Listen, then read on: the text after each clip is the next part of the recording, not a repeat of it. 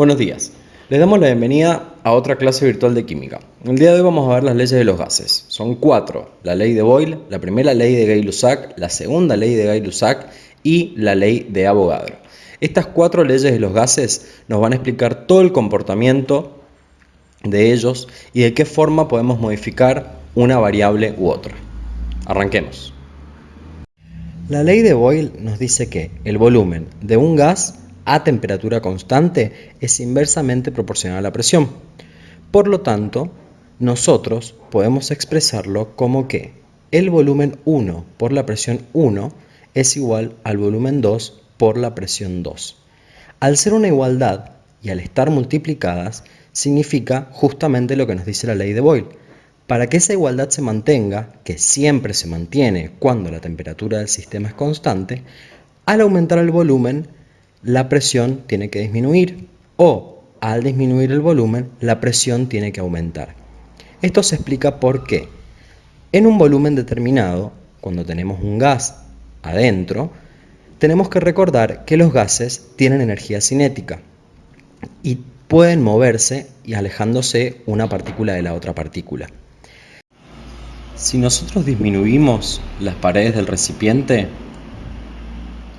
la presión del gas va a aumentar, porque las moléculas tienen la misma cantidad de energía cinética que tenían antes, pero tienen menor espacio para moverse.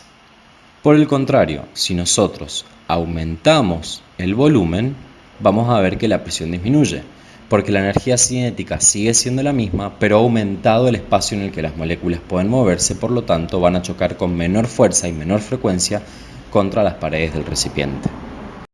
La primera ley de Charles Gay-Lussac nos dice que el volumen de un gas a presión constante es directamente proporcional a su temperatura absoluta. Para esto es importante que veamos cómo lo vamos a expresar matemáticamente. Cuando estamos hablando de algo que es directamente proporcional, lo vamos a expresar como una relación, matemáticamente como una división. Por lo tanto, volumen 1 sobre temperatura 1 es igual a volumen 2 sobre temperatura 2. Cuando nosotros modificamos la temperatura de un sistema gaseoso, estamos modificando la energía de las partículas gaseosas.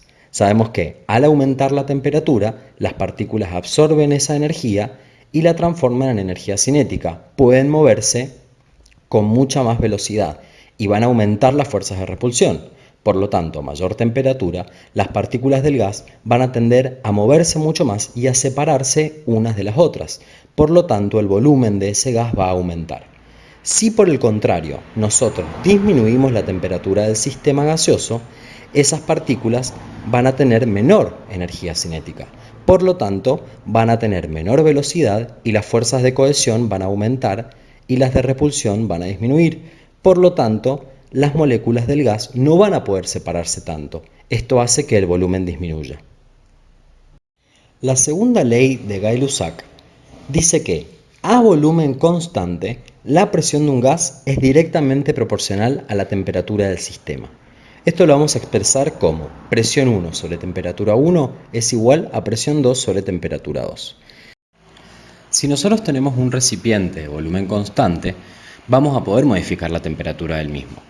Recordemos siempre que la temperatura es una forma de energía y nosotros, al aumentar la temperatura de un sistema, vamos a provocar que las partículas aumenten su energía cinética.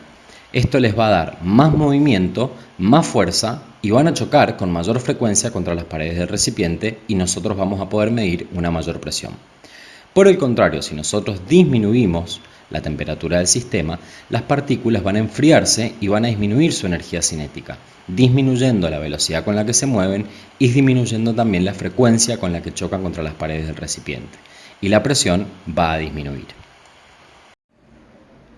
La ley de Avogadro nos dice que el volumen de un gas a temperatura y presión constantes es directamente proporcional al número de moles de ese gas. Esto lo podemos expresar matemáticamente como el volumen 1 sobre el número de moles 1 es igual al volumen 2 sobre el número de moles 2.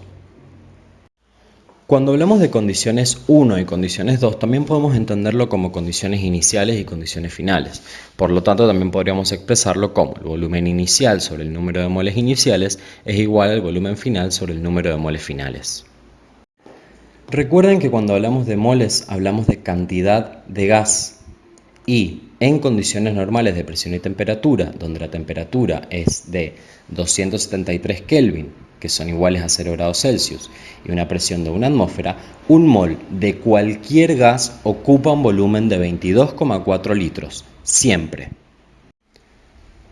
Por lo tanto, si aumenta el número de moles, aumenta la cantidad del gas, y si disminuye el número de moles, disminuye la cantidad de gas. Una determinada cantidad de moles va a ocupar un determinado volumen, dependiendo de la presión y la temperatura. Si nosotros tenemos otra cantidad distinta de moles, en este caso nuestros moles 2, van a ocupar un volumen correspondiente a esa cantidad de moles. En este caso, 5 moles ocupan un volumen y 10 moles van a ocupar el doble de volumen. Porque recordemos que cuando la presión y la temperatura son constantes, el volumen y la cantidad de moles son directamente proporcionales. A mayor número de moles, mayor volumen del gas. Y a menor número de moles, menor volumen del gas.